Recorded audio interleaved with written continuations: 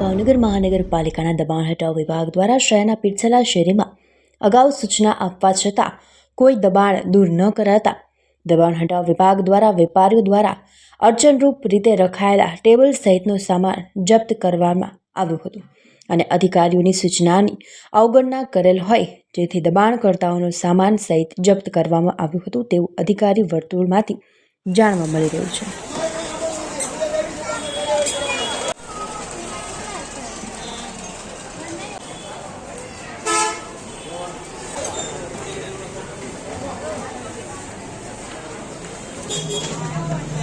વધારે હાસવીને ત્યારે આ તકલીફ પડે. આપણે દયા ભાવથી